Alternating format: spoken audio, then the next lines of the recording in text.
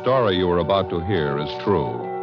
The names have been changed to protect the innocent. Fatima Cigarettes, best of all king-size cigarettes, brings you Dragnet on both radio and television.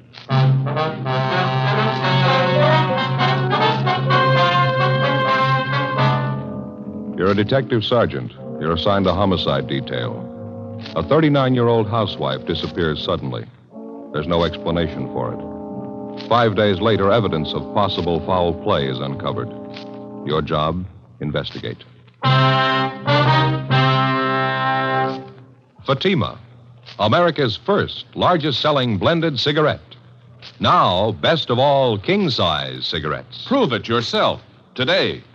Compare Fatima with any other king-size cigarette. 1. Fatima's length filters the smoke 85 millimeters for your protection. 2. Fatima's length cools the smoke for your protection. 3. Fatima's length gives you those extra puffs, 21% longer than standard cigarette size. And in Fatima, you get an extra mild and soothing smoke, plus the added protection of Fatima quality. Definitely the best quality in its class, but the same price as the cigarette you're now smoking. Buy Fatima in the bright, sunny yellow pack. Best of all king-size cigarettes.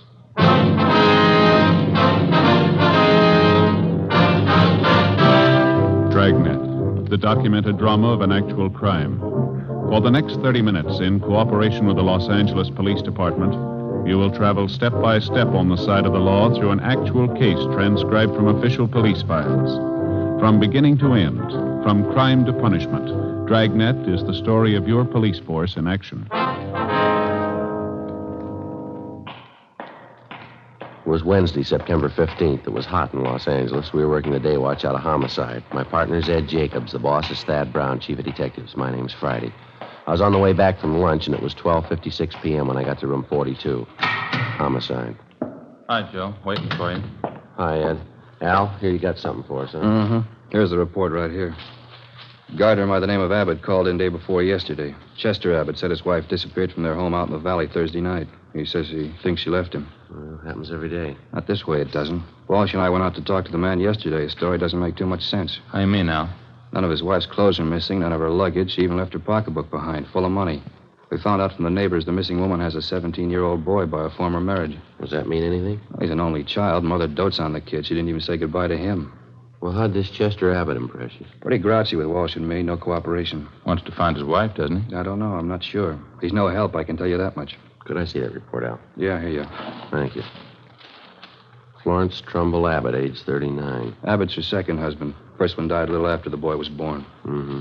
Disappeared Thursday night from the home, 546 Belasco Road, between 7 and 8 o'clock.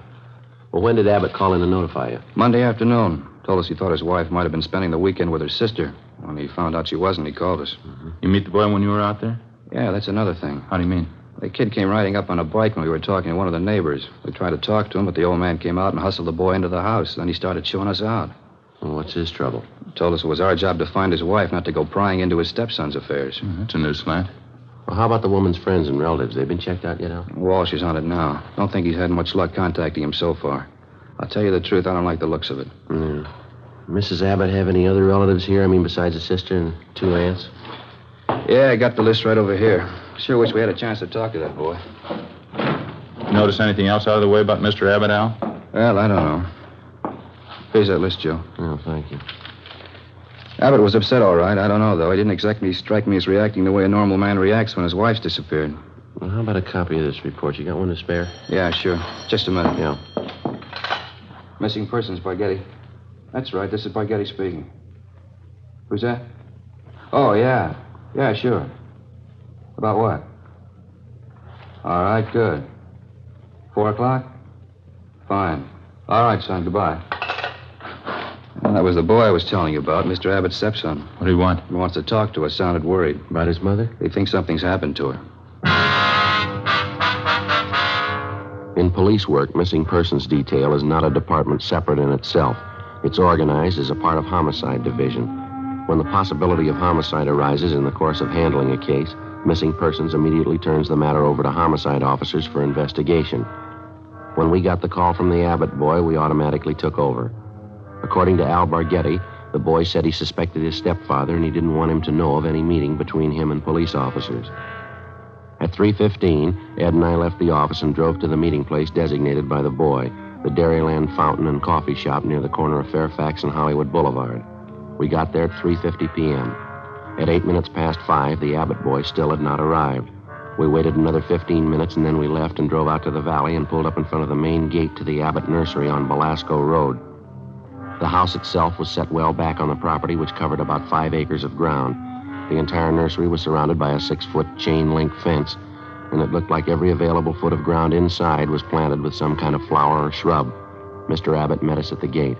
He had 3 full-grown mastiffs with him. He held them on a chain. Yes, what do you want? Police officers, you Chester Abbott? That's right. What do you want? Well, if you can get those dogs quiet for a few minutes, we'd like to ask you some questions. Pretty busy now. Can't you come back tomorrow? No, it's important, Abbott. We'd like to talk to you now. All right, if you have to. Fast, time. Get down there. You two, Joe. Quiet. I said quiet. All right. Now, what do you want? Mind if we come inside, sir? These what? Dogs of mine are pretty vicious. We can talk here at the gate. All right. We've been assigned to look into your wife's disappearance, Abbott. This is my partner, Sergeant Jacobs. My name's Friday. Mm-hmm. Find out anything about my wife yet? Nothing definite, no. Thought maybe you could help us. Mind telling us exactly what happened the night she disappeared? What do you mean, what happened? Oh, when did you see her last? When did you first notice she was gone? Well, we had dinner Thursday night about 7 o'clock, then I laid down for a nap. Florence went out on the front porch for some air. I woke up a little before 8 o'clock and went outside to look for her. She was gone. No one saw her leave, Mr. Abbott? Not that I know of. Maybe one of our neighbors. You can ask them. They seem to know everybody's business. How about your stepson? Wasn't he home Thursday night? Bruce? No, he went out to a show with some other kids. When did he get back from the show, you remember? About 10 o'clock, I think. Why? Where's the boy now, Abbott? Who are you looking for, my wife or stepson? Both of them. Where is he? Gone. I took him over to my sister's in Alhambra.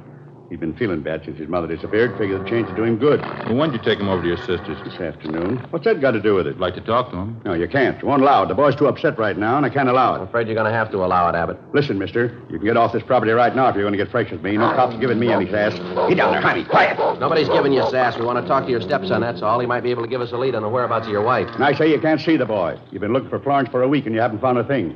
I'll get somebody else to look for her. It's my business anyway, nobody else's. It's our business if anything happened to her. What are you talking about? You better get your coat, Abbott. I'd like to talk to you downtown. Come through that gate, and I'll let these dogs go. We'd hate to shoot him, mister. What are you trying to prove, anyhow? What do I have to go downtown for? I'll tell you when we get there. Now get your coat. Chester Abbott turned, made his way up the path and into the house.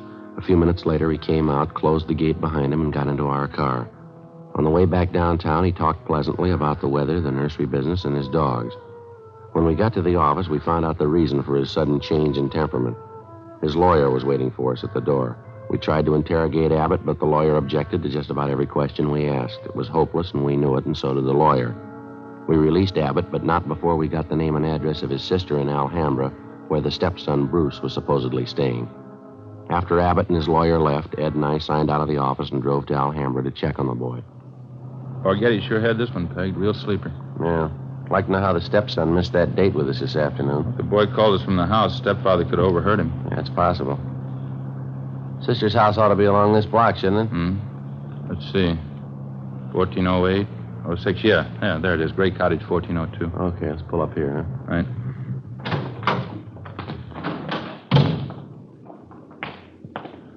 Nice looking place, well kept, huh? Mm-hmm. Nice neighborhood. Wonder how the lot prices run out here. I don't know. I'll get the bell.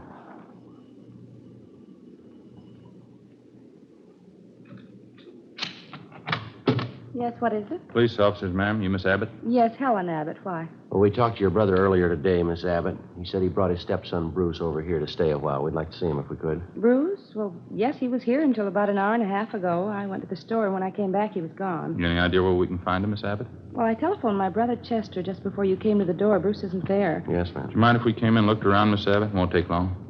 Well, why? I told you Bruce isn't here. It's the truth. There's no reason to lie about it, is there? Well, no, ma'am. It's not that. Well, then what is it? No reason for me to lie to you. How about your brother? We went in and looked the house over from one end to the other. There wasn't a trace of the boy. We drove back to the Abbott nursery and satisfied ourselves the boy wasn't there. Meantime, the home of Chester Abbott's sister in Alhambra was kept under constant surveillance. No one came or went. The next morning, when Ed and I checked in for work as usual at 8 a.m., we met with Sergeant Al Barghetti. Well, I had half an idea there might be something wrong. What makes you so positive, though? That's just it, Al. We're not positive. It's the whole setup, I guess, smells bad. How do you mean, for instance? Well, Abbott's lawyer, for one thing. If a man's innocent, he doesn't have his lawyer sit with him and tell him not to answer any questions. Yeah? Number two, the kid's phone call. He didn't show up for that date. You figure. I don't know.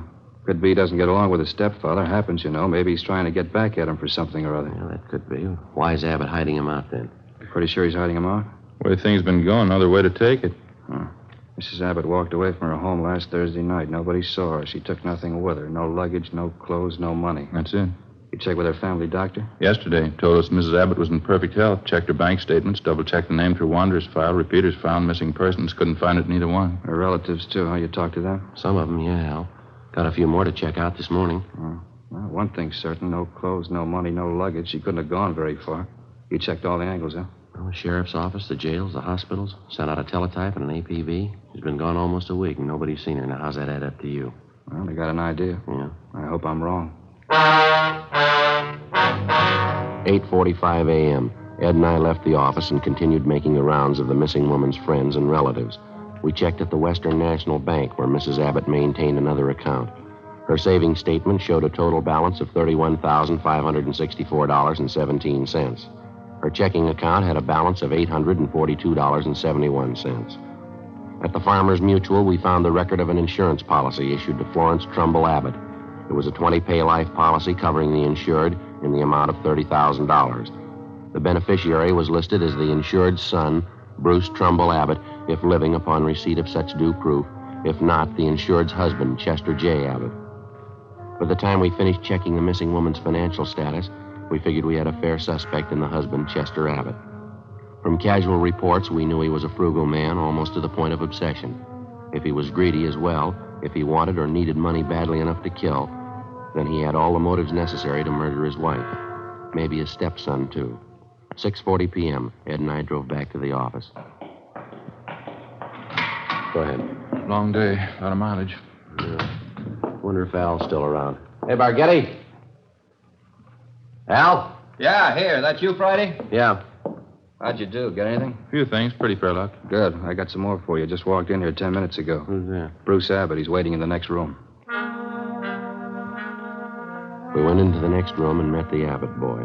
He was small for a 17-year-old, dark-haired, thin, a little on the sickly side. He seemed nervous and upset. He told us that he wasn't able to keep the date he made with us on the phone because his stepfather did apparently overhear the conversation and drove the boy immediately to his sister's place in Alhambra.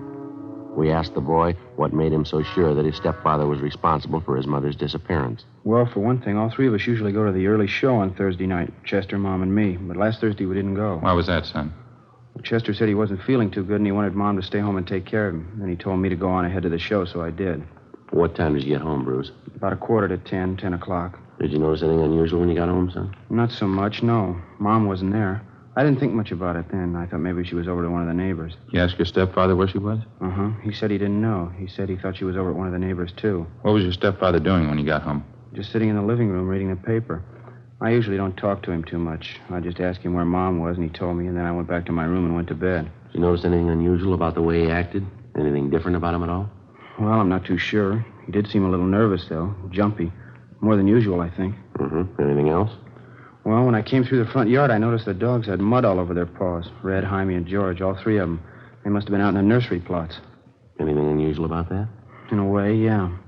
You see, the dogs don't go out in the plots unless Chester's with them. He doesn't want them to trample the seedlings. I noticed Chester had mud on his shoes that night, too. And you figure your stepfather was out digging somewhere in the nursery plots that night, huh? Yeah, that's right. Digging somewhere. He must have been. Can't figure out why, though. How do you mean, son? My stepfather never works at night.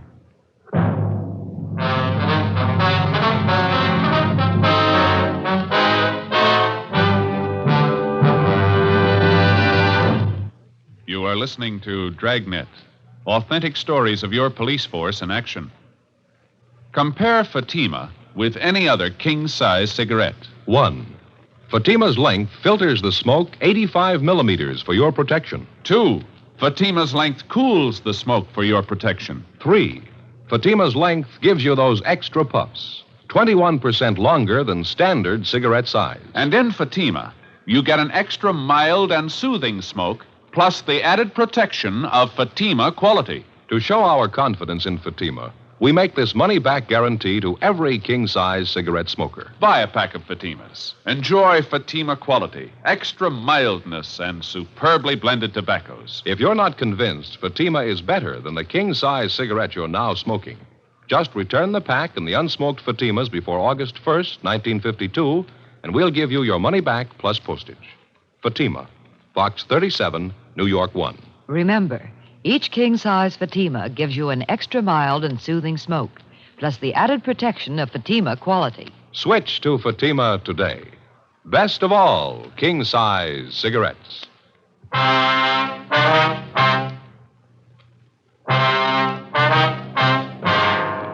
Thursday, September 16th, 7:05 p.m. We continued talking to the missing woman's 17-year-old son, Bruce Abbott. As the interview went on, it became more and more obvious that the boy and his stepfather, Chester Abbott, didn't get along at all. Apparently, the boy was jealous of him, and he was jealous of the boy. Besides his prejudice, Bruce also contradicted himself during the course of the questioning. 7:15 p.m., the interview went on. I understand that all right, son, but you say you can't think of any reason why your father'd be out working in the nursery plots that time of night? No, sir, I can't. I don't know how he'd get any work done. None of the plots are even lighted, only the greenhouses. Well, is it possible he could have gotten that mud on his shoes working in one of the greenhouses? No, sir, I don't see how. All the paths in the greenhouses are graveled. It's my job to see they're kept graveled. I know they weren't muddy because I fixed them the day before. Mm-hmm. Well, what do you think it means, Bruce? I don't know. I don't want to think about it. I just know he's done something. He's done something to her. Did your father, that is your stepfather, give you any reason for keeping you away from the police officers that came to your house? I mean, the first two officers who showed up? No, he said people were getting nosy, that's all. He said it might be better for me over at my Aunt Helen's place. Mm-hmm. Do you think your Aunt Helen might know where your mother is? I don't think so. We hardly ever see Aunt Helen. We don't know her well at all.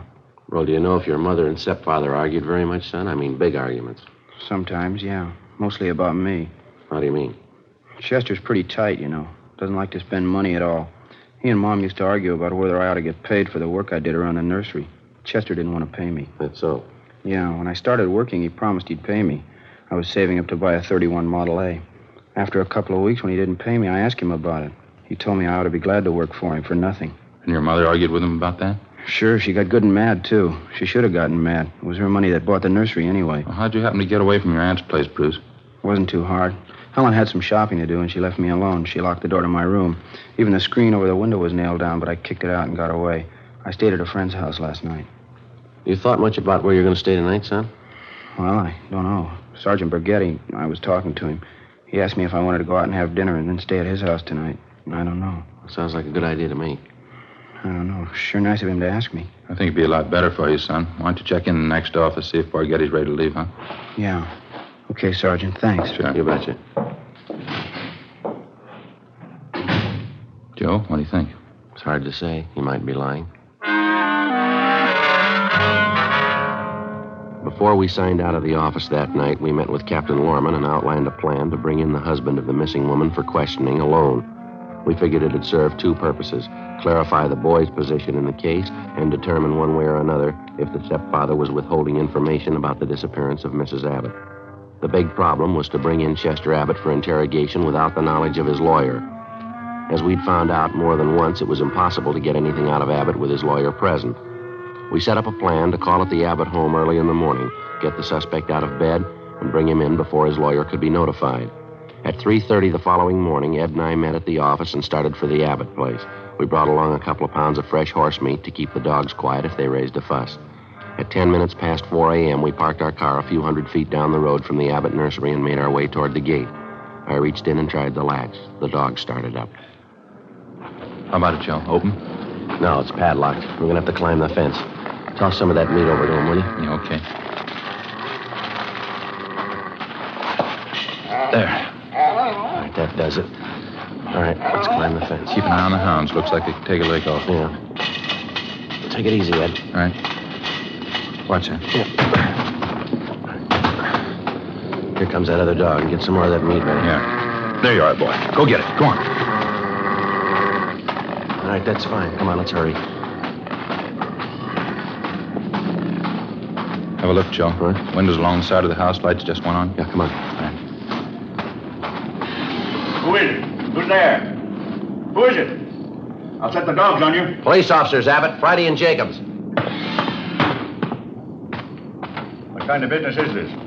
What are you doing out here this time of night? You're under arrest, Mr. Abbott. What are you talking about? I think you heard me. You're under arrest. What kind of crazy thing is this?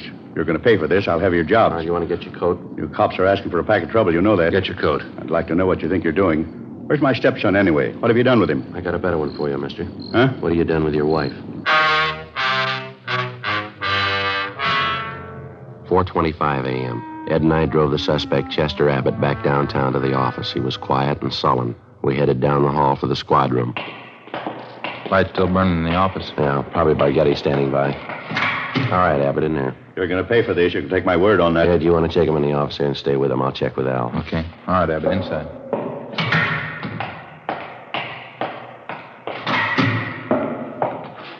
Joe, you bring him in? Yeah, he's next door. Ed's with him. Tough. Somebody must have seen you. No, I don't think so. They must have. Why? What do you mean? Abbott's lawyer. He's sitting in the next room. How the lawyer had been notified, we couldn't be sure. Again, we tried to question Abbott, and again, on the advice of his attorney, he refused to answer practically every question we put to him. We released him. That day, Captain Lorman assigned 2 men to stake out on the nursery and report on all of Chester Abbott's movements. A little after 7 p.m., just after nightfall, we tried again to bring the suspect in for questioning without his lawyer's knowledge. It didn't work. The men assigned to stake out on the Abbott place reported definitely that someone was tipping off the attorney whenever unknown visitors showed up at the nursery and drove off together with Mr. Abbott. There was nothing we could do about it. The following morning, Al Bargetti came up with a lead. Had a long talk with the boy last night. Think he came up with a pretty fair lead. How's that? The old man's responsible. We know there's only one way we'll get a conviction. Yeah? Find the body and enough evidence to tie him in. Yeah, well, where do we start looking? In a new rose bed. It's next to one of the greenhouses in Abbott's nursery. Boy tell you this? Yeah, seems to make sense. We know old man Abbott's crazy about saving $1. We found that out from the neighbors and the relatives. Mm-hmm. On the nursery trade, especially in the limited area Abbott has to work in, you cultivate every foot of ground you have. You plant every foot of soil with something. Well, yeah, Al, what's the point? Well, Abbott's not the type to waste anything. He wouldn't let ground lie fallow when he could plant something that might bring in a few dollars next spring. Mm-hmm. Bruce tells me his stepfather has every inch of the property planted with something. Everything except a 6x8 plot of ground in that rose garden. Well, what did the boy say? The plot been vacant for a long? Well, he says his stepfather got it ready for planting a week and a half ago. It's still vacant. Be worth checking out. How do we do it? We can order up a crew from the crime lab. They can take probings through the plot, all around it. They ought to be able to tell us how deep the ground's been worked over lately. Okay, what do you figure, tonight? I think so, yeah. Maybe 11, 12 o'clock. What about old man Abbott? You think he's going to sit still for it? If the hunch pays off, he's going to sit still a long time.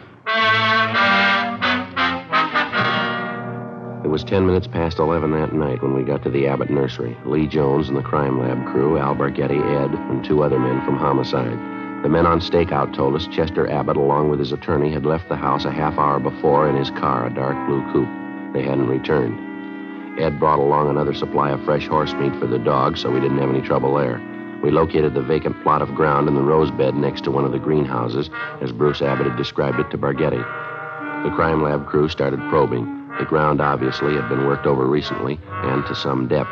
They started digging. Anderson, get that light over here, will you? Thanks. Joe, see anything? No. Let's keep digging. Try it over here. Yeah. You know, this is it. He wasn't taking any chances. Down a good 4 or 5 feet now, wouldn't you say? Yeah, at least that. Anderson, more light, huh?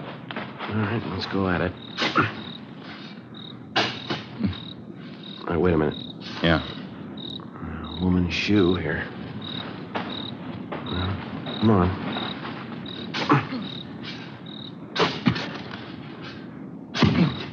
Just a minute.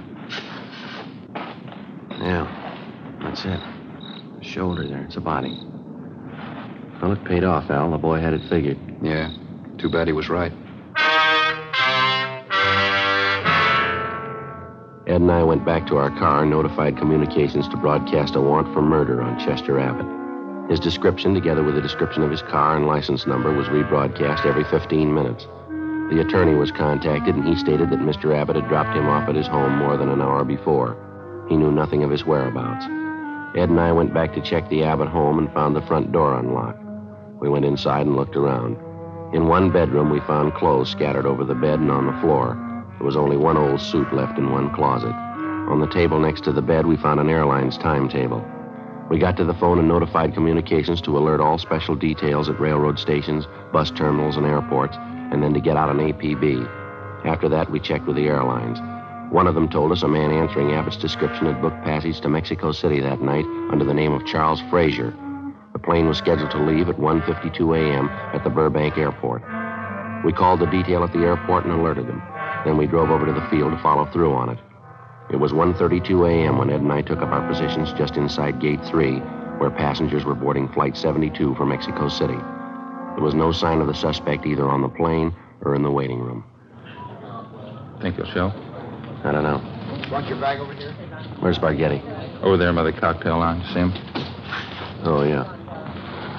What time you got now? 1:38. Plane's due to take off in another 4 minutes, isn't it? Mm-hmm.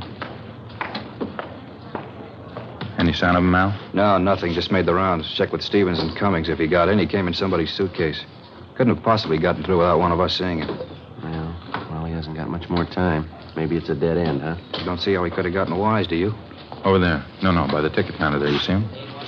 Yeah, that's him. Come on. Right. All right, just a minute, Abbott. I haven't got time now. I'll miss my plane. If you have anything more to say to me, it can wait till I get back. Afraid not, Abbott. And take it up with my lawyer. I'm in a hurry. We found your wife's body How's that? in the rose bed next to the greenhouse. I don't know what you mean. You must be mistaken. No mistake. Hands behind your back. What's this all about? I haven't done anything. All right, let's go. No, just a minute. You got it wrong. I don't know anything about it. We think you do. Now, come on. Wasn't my fault. I didn't know what I was doing. I plead insanity. She drove me to it. We were arguing about the boy, and she slapped me. I didn't mean to do it. All right, let's go, Abbott. Can you wait just a minute more? What for? My plane. One for Mexico City. Funny, isn't it? What's that? I was so close. Just missed it. Not by more than 1 minute. No, you're wrong about that, Abbott. Just 1 minute, that's all. Well, you missed it before you ever bought your ticket. How do you figure? When you first decided to kill your wife. Come on.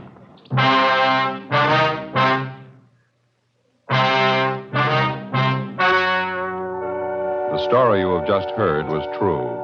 The names were changed to protect the innocent. On December 19th, trial was held in Superior Court, Department 89, City and County of Los Angeles, State of California. In a moment, the results of that trial. Now, here is our star, Jack Webb. Thank you, George Fenneman. Friends, I'm holding 2 sets of fingerprint cards. Now, on one, prints found at the scene of a crime. On the second, a suspect's taken from the files. Now, the only way in the world you can tell they're made by the same suspect is by comparison. If you'll compare Fatima with any other king-size cigarette, you'll find Fatima's length filters the smoke 85 millimeters for your protection. Fatima's length cools the smoke for your protection. Fatima's length gives you those extra puffs, 21% longer than standard cigarette size. And you get an extra mild and soothing smoke, plus the added protection of Fatima quality. Prove it today. Buy Fatima.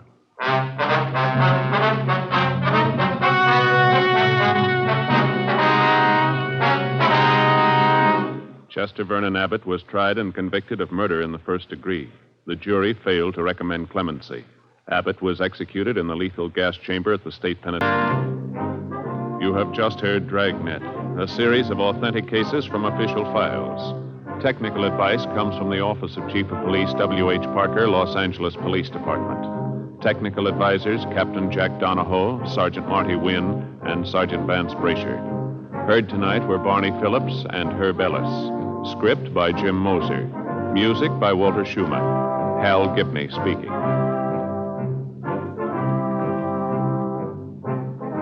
Fatima Cigarettes. Best of all king-size cigarettes has brought you Dragnet, transcribed from Los Angeles.